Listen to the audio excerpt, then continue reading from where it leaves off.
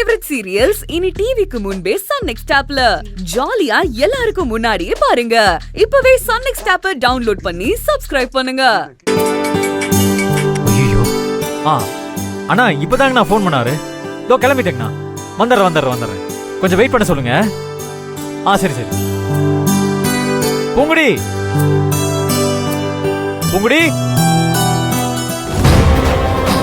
என்னாச்சு பூங்குடி? இல்ல, இங்க வச்சிருந்த பணம் டென்ஷன் ஆகாத சரவணா. இங்கதான் வச்சிருந்தேன்னா எங்க போயிருக்கும்? ஐயோ, நீ கொஞ்சம் பொறுமையா இரு. என்ன பூங்குடி புரியாம பேசிட்டு இருக்க? அங்க பணத்துக்காக வியாபாரி காத்துட்டு இருக்காரு.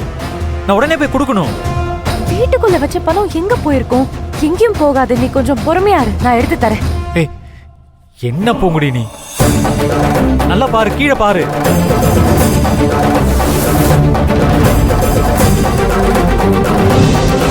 எங்க போச்சு?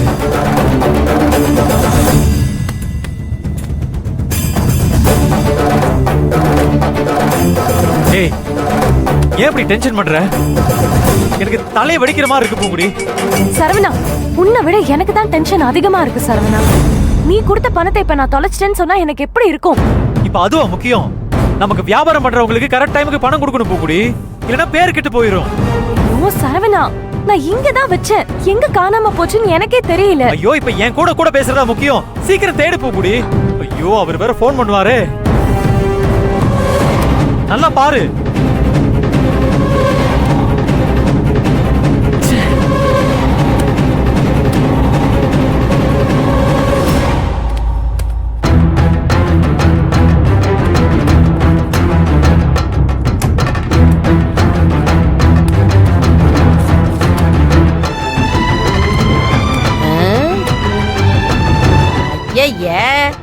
என்னடிமா வீட்டை இப்படி பண்ணி வச்சிருக்க? வெங்கல கடைக்குள்ள யானை பூந்த மாதிரில இருக்கு. சரவணா, என்னப்பா ஆச்சு? இல்ல பெரியமா, ராத்திரி பூங்குடி கிட்ட 2 லட்சம் ரூபாய் பணம் கொடுத்திருந்தேன். ஆமா, நீ கூட மகேஸ்வரி கையில கொடுத்த.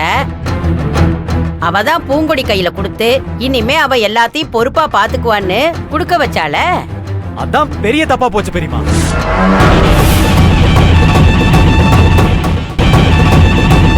இந்த நாள்ல ஒரு நாள் கூட வியாபாரிக்கு சொன்ன டைமுக்கு பணம் கொடுக்காம இருந்தது இல்ல. ஐயையோ, இப்படி பண்ணா பேரு கெட்டு போயிடும்ல சரவணா. ஆமாங்க பெரியமா, எனக்கு விவரம் தெரிஞ்ச நாள்ல இருந்து சொன்ன டைமுக்கு பணம் கொடுத்து பழகி போச்சு. அந்த விஷயத்துல மகேஸ்வரி கெட்டிக்காரி. சொன்ன நேரத்துல பணத்தை கொடுத்துடணும், இல்லன்னா அவளுக்கு தலையே வெடிச்சிரும். ஆமாங்க பெரியமா, இத்தனை வருஷமா அப்படிதான் பேரை காப்பாத்தி இருக்கோம். இப்பதான் முதல் தடவையா சொன்ன நேரத்துக்கு பணம் கொடுக்காம போயிடும் போல இருக்கு. அதான் பெரியமா பயமா இருக்கு. என்ன பூங்குடி யோசிச்சுக்கிட்டு இருக்க? என்ன பாத்துட்டு இருக்க? தேடு. எங்க வச்சனே மறந்துட்டியா? கொஞ்சம் ஞாபகப்படுத்தி பாரு பூங்குடி, தயவு செஞ்சு தேடு, டைம் ஆச்சு. நல்லா யோசிச்சு பாருமா. மறந்து வச்சிட்டியா இல்ல? என்ன சொல்றீங்க?